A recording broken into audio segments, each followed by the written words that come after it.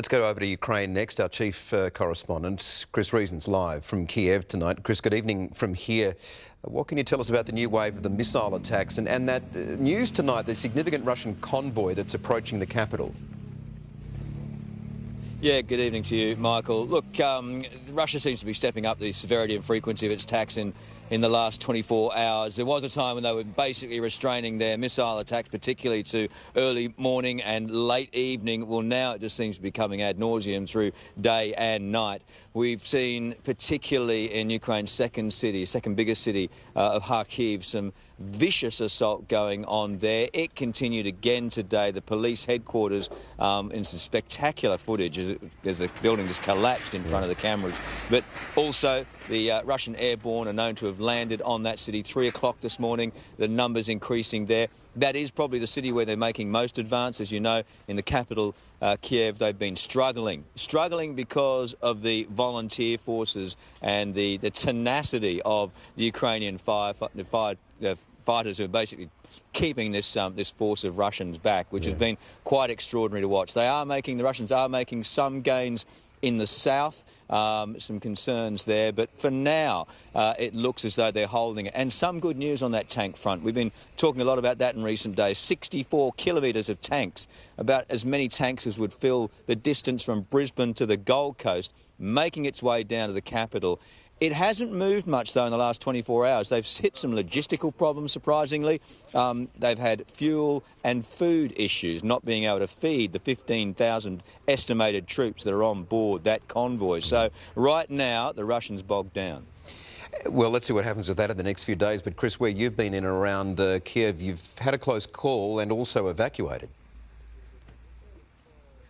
Yeah, look, well, a close call. We just happened to be filming yesterday at a deserted freeway, 6 lanes, no cars except some wreckage of some Russian vehicles that have been tank bombed, basically, just sitting there on the side. And we noticed this missile fly through the air from right to left. It would have been about 50 metres above us. I've never seen anything quite like it. And the military escort that we privately hire to be with us has been in the military for some 15, 20 years, and he'd said he'd served in Afghanistan, Iraq, hadn't seen it either. A guided, Russia's version of a cruise missile going through the air. It hit its target about 1 kilometre away from us, the TV tower there. Didn't bring it down, but it knocked out TV transmissions throughout the country. Obviously, Russia trying to do its best to stop communications here in this nation. 5 people killed as well. And yes, we were not so much evacuated from the hotel, but evicted from the hotel, along with everybody else today. The clear out of Kiev is quite significant right now. It's a scene happening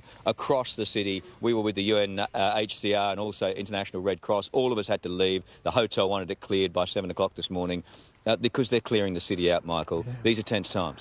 Extremely. Just, it might help our viewers, Chris. Just tell us, where are you now then and what's happening behind you? Oh, look, this is fascinating. I mean, you go anywhere around, in fact, around Ukraine, but particularly in Kiev, there are roadblocks like this everywhere. You can imagine your suburb, and at the main intersection of where your suburb might begin, they start sandbagging, bringing concrete barriers and bricks and building what are rudimentary, basic defences against Russian tanks for when they finally get here. They're convinced that they're going to be the target of attack in the next 24 hours. They know that the Russians know where they are and they think that missiles will land here. I can't tell you exactly where. They've asked me not to, but they've dug trenches around the area as well. They're ready for a full-on assault. Now, these guys are all volunteers, Territorial Army. One that I just spoke to very briefly said he was the head of a construction firm. Here he is now, telling us to back off, so we'll come out of there. But he was telling me that he's a construction worker. He's put down his hammers and picked up his gun to basically come here and help out in the fight. He made an interesting point too. He said that Putin had made a determination. He thought he would take over Ukraine in 7 hours, and here we are 7 days later, and they still haven't taken any significant military victory. Right. So, and it's largely because of these guys. Their defence and their extraordinary work holding back Russian forces has been remarkable. How long that lasts, though, we just don't know. No, he is an embodiment of the resistance that Ukraine's putting up at the moment, and behind you right now, more sandbags arriving to fortify that position as well, by the look of it. Chris, you've been evicted, you and your crew. Please stay safe. Go and find somewhere safe to stay tonight. I know you will, but thank you for that. We'll come back to you tomorrow.